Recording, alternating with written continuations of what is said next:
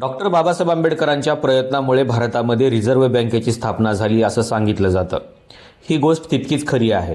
पण या व्यतिरिक्त देखील डॉक्टर बाबासाहेब आंबेडकरांना रिझर्व्ह बँकेच्या कामकाजाच्या पद्धतीमध्ये काही बदल हवे होते हे कोणी सांगत नाही.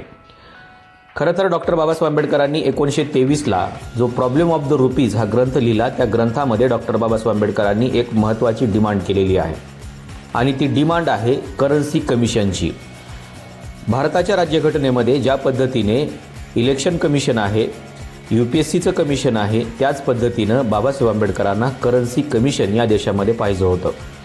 हे करन्सी कमिशन डॉक्टर बाबासाहेब आंबेडकरांना का अपेक्षित होतं याची चर्चा सध्याच्या कालखंडामध्ये होणं खूप गरजेचं आहे. कारण डॉलरच्या तुलनेमध्ये रुपया किती कोसळलेला आहे हे आपल्याला दिसायला लागतं आणि याला जर वाचवायचं असेल तर डॉक्टर बाबासाहेब आंबेडकरांचा करन्सी कमिशनचा जो पर्याय होता तो पर्याय किती योग्य होता हे आपल्या लक्षामध्ये येईल.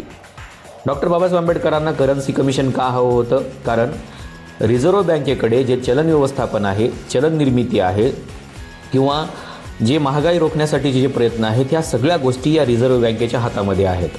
मग ते चलन निर्मिती असेल, चलन व्यवस्थापन असेल किंवा चलनाच्या ज्या काही प्रक्रिया आहेत त्या सगळ्या प्रक्रिया रिझर्व्ह बँकेकडे आहेत.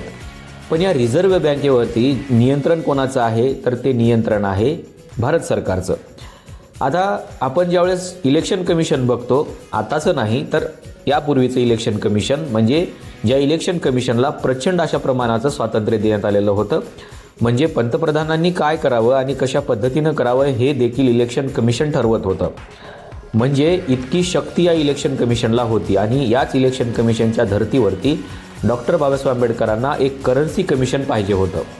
आणि हेच करन्सी कमिशन ज्या पद्धतीनं इलेक्शन कमिशनला स्वातंत्र्य आहे, ज्या पद्धतीनं UPSC कमिशनला स्वातंत्र्य आहे किंवा आपल्या देशाच्या सर्वोच्च न्यायालयाला स्वातंत्र्य आहे, तशाच प्रकारची ही एक स्वतंत्र यंत्रणा डॉक्टर बाबासाहेब आंबेडकरांना उभी करायची होती.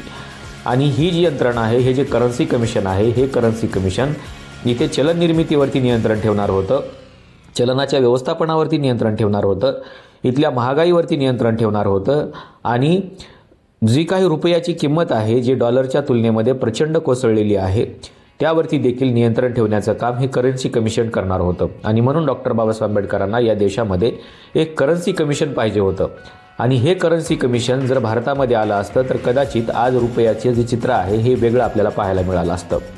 डॉक्टर बाबासाहेब आंबेडकरांनी जवळपास 1800 ते 1923 म्हणजे जवळपास 123 वर्षाच्या भारताच्या चलन व्यवस्थापनाचा जो अभ्यास आहे, तो अभ्यास त्यांच्या प्रॉब्लेम ऑफ द रुपीज या ग्रंथामध्ये मांडला होता. आणि म्हणून त्यांना माहिती होतं की या चलनाचं व्यवस्थापन, या चलनाची निर्मिती आणि या चलनाचं जे काही इतर बाबी आहेत, त्या सगळ्या गोष्टींसाठी एक स्वतंत्र यंत्रणा असणं आवश्यक आहे. आणि ती स्वतंत्र यंत्रणा जोपर्यंत उभी राहणार नाही तोपर्यंत या देशामधली जे काही करन्सी आहे किंवा चलन आहे हे स्थिर होणार नाही. आत्ता आपण बघतोय की आपल्या देशातल्या रिझर्व्ह बँकेची काय अवस्था आहे, त्याच्यावरती कोणाचं नियंत्रण आहे, ते कशा पद्धतीनं नियंत्रण ठेवते किंवा आता रुपयाची जी समस्या निर्माण झालेली आहे ती कशा पद्धतीनं निर्माण झालेली आहे.